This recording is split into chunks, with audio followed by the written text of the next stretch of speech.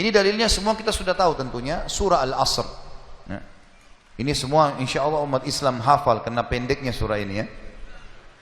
3 ayat, surah nomor 103.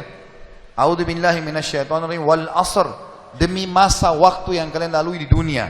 Innal insana lafi khusr, semua manusia pasti melalui kerugian.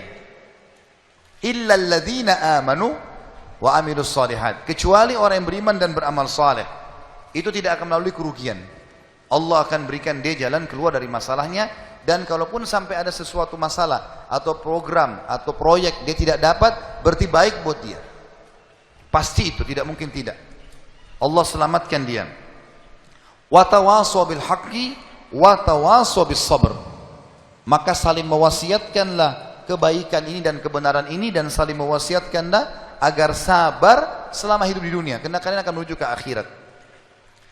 Saya kasih contoh teman-teman, ada satu doktor ngajar di Ummul Qura, Dr. Muhammad, semoga Allah jaga beliau. Saya pernah mendengarkan salah satu kaset ceramahnya luar biasa gitu. Dia kasih contoh, dia bilang ada seseorang, jazakallah khair, ada seseorang di Saudi, teman dia, salehnya luar biasa ibadahnya. Dia bilang sholat malamnya gak kehilangan, sholat 5 waktu selalu on time, selalu menjaga istiqomah di jalan Allah, halal, haram. Satu waktu dia lamar seorang wanita dan diterima lamarannya. Pada saat sudah mau menikah, gitu kan, kurang lebih ditentukan jadwal, kalau saya tidak salah itu 3 bulan dari waktu itu akan menikah. 2 bulan atau 1 bulan sebelum pernikahan, tiba-tiba perempuan ini batalin pernikahan. Batal pernikahan, nggak jadi nikah. Laki-laki ini bertanya kepada calon mertuanya, ada apa? Saya juga nggak tahu. Ditanya perempuan ini oleh orang tuanya, kenapa nak? Malu keluarga? Enggak, pokoknya saya nggak mau nikah sama laki-laki ini. Bersikeras si perempuan tidak mau nikah. Kata Dr. Muhammad, dia bilang, saya setiap kali ketemu sama teman saya ini, teman saya selalu berdoa. Saya dengar doanya, ya Allah kembalikan wanita ini pada saya suka sama dia. Luar biasa merengeknya sama Allah, gitu kan. Dan saya saking kesian sama dia, sampai saya mengatakan, ya Allah kabulkan buat dia. Luar biasa dia mohonnya sama Allah. Tapi uniknya kata Dr. Muhammad, enggak dikabulkan, enggak dikasih sama Allah. Sampai tiba hari H pernikahan yang ditentukan tanggalnya, perempuan ini akhirnya memang dia tunggu waktu itu, ada laki-laki lain lamar, diterima sama dia. Diterima pada saat itu. Diterima lamaran laki-laki baru. Waktu sudah menikah sama laki-laki itu, si orang soleh ini, temannya Dr. Muhammad, berhenti berdoa. Ya selesai, jadi istrinya orang, nggak boleh kita doa lagi kan. Maka Dr. Muhammad mengatakan, saya justru bertanya-tanya pada saat itu, di mana bentuk kasih sayangnya Allah kepada teman saya? Dia sudah soleh, janji Allah baik, mestinya dia dapat yang dia mau. Kenapa di sini luput? Nah ini yang saya bilang di poin ke-11, Allah selamatkan dari kerugian dan bahaya. Ternyata dia bilang, justru setelah perempuan itu nikah sama laki-laki yang jadi suaminya sekarang, saya baru tahu bentuk kasih sayangnya Allah pada teman saya. Karena ternyata baru sebulan menikah, perempuan ini periksa ke dokter, dia punya sakit di dada sebelah kanannya, maaf di payudara sebelah kanan. Dokter memvonis kena kanker payudara yang kronis, harus dipotong. Sebulan menikah, payudara kanannya dipotong. Bulan kedua, kanker itu sudah menyebar ke payudara kiri dan dipotong dua-duanya dalam 2 bulan pernikahan. Bulan ketiga, ini kejadian nyata. Bulan ketiga, ternyata perempuan ini punya masalah di urat saraf di bagian otak belakangnya, sehingga membuat kedua matanya buta. Dan bulan keempat, wanita ini meninggal dunia. Kata dia, Dr. Muhammad bilang, subhanallah, kalau teman saya yang jadi suami dia, maka dia tidak akan menikmati pernikahan. Tapi Allah selamatkan dia dengan caranya. Jadi kadang-kadang ada yang luput dari kita. Kita sudah mohon sama Allah, Allah belum kasih. Kalau Allah tidak kasih, teman-teman, yakin itu baik buat kita. Jangan sangka buruk sama Allah. Sebaliknya, kalau kita minta sesuatu yang besar kepada Allah, tidak ada yang mustahil. Yang penting kita merengek dan manja kepada Allah. Dalam kisah yang lain di Yaman, dan ini sempat kisahnya menghebohkan Timur Tengah, anak muda hafal Quran, matanya buta. Anak ini dari kecil tidak pernah sekolah, dia ditinggal di rumah, tapi orang tuanya panggilkan guru ngaji, dia hafal Quran. Satu waktu umurnya waktu mencapai sekitar 25 tahun, dia berpikir untuk menikah, punya perasaan fitrah manusia, walaupun dia tidak melihat dia ingin menikah. Setiap kali dia bicara sama ayahnya masalah pernikahan, ayahnya bilang, nak siapa yang mau menikah sama kamu? Nggak ada kerjaan, matamu buta gitu kan. Kalau misalnya ada orang yang simpatik baru kita bukain pintu itu. Anaknya selalu merasa terpukul. Apa yang terjadi? Dia berdoa sama Allah. Dalam kisah ini dikatakan, dia cerita tentang dirinya, dia bilang saya berdoa selama sebulan. Sebulan penuh berdoa. Mohon sama Allah. Kasih ya Allah, nikahkan saya. Dan doanya begini, ya Allah, karuniakan saya wanita yang paling cantik di Yaman, yang paling pintar, yang paling kaya. Begitu doanya. Saya sengaja datangkan contoh pernikahan supaya tidak ngantuk ini.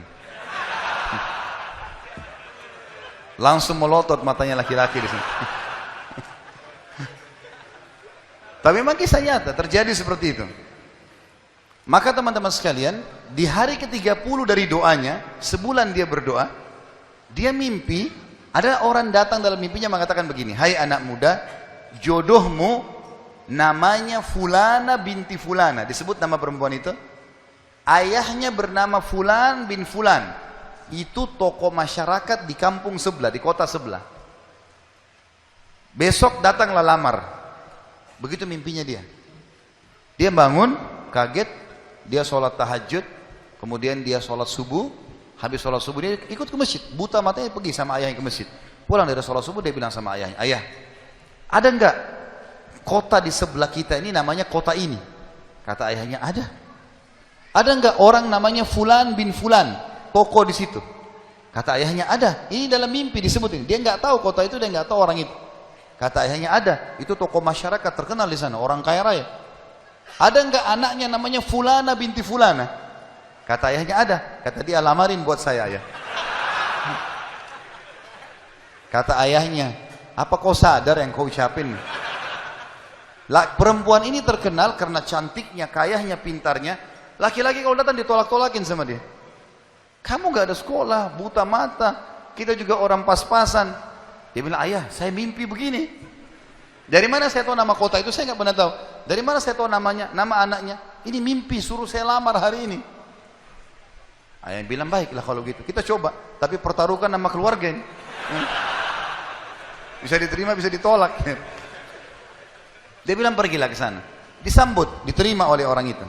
Subhanallah, ini kisah nyata ya, menghebohkan Timur Tengah kisah ini. Luar biasa. Maka pada saat itu masuk ke dalam rumah, disambut dan segala macam. Tuan rumahnya tanya, iya ada keperluan apa? Dia bilang, ini anak saya buta matanya tapi hafal Quran, disebutkanlah kebaikan-kebaikannya. Entah kenapa dia minta melamar anak anda karena dia mimpi semalam. Anehnya si calon ayahnya si perempuan ini langsung bilang, saya terima lamarannya. Tiba-tiba kisah nyata begitu. Yang ayahnya si laki-laki bilang, kenapa anda spontan terima? Dia bilang, karena saya juga mimpi tadi malam. Loh, kisah nyata. Dia bilang, saya juga mimpi tadi malam, kalau hari ini akan datang anak mantu saya, namanya nama anakmu ini. Cirinya dia. Matanya buta, hafal Quran, dari kampung sebelah kota kamu. Begitu mimpinya, luar biasa. Maka dia bilang, ayahnya bilang, tapi saya tidak tahu. Ini kan pagi-pagi, tadi habis sholat subuh, siap-siap datang. Dia bilang, saya belum, kata ayahnya perempuan ini, saya belum tanya anak saya. Tergantung, anak saya terima ya sudah, kalau enggak ya enggak. Kata mereka, baiklah. Masuklah si ayah ke kamar anak perempuannya. Ini ayahnya ini sudah biasa, begitu ditanya, nak ada yang minta, saya nggak mau. Sudah biasa, nolak. Kata dia, nak, dari kampung sebelah, kota ini, kampung ini ada si Fulan, matanya buta, mau melamar kamu. Anak perempuan itu bilang apa? Ayah nikahkan saya. Terima lamarannya. Kata ayahnya, bagaimana? Kau belum lihat orangnya? Dia bilang, tadi malam saya mimpi. Kisah nyata loh. Si perempuan itu mimpi. Mengatakan akan datang jodohmu besok, namanya Fulana bin Fulan, dari negeri kota sebelah, buta matanya, hafal Quran, terima lamarannya, karena itu suami terbaik. Menikah gara-gara itu. Makanya sahabat dalam berdoa. Kita ini kadang-kadang atau antum ini sering berdoa, baru 2 kali sudah ngomel sama Allah. Sebulan orang berdoa, beberapa hari, sabar. Jadi minta sama Allah tidak ada yang mustahil. Gitu kan?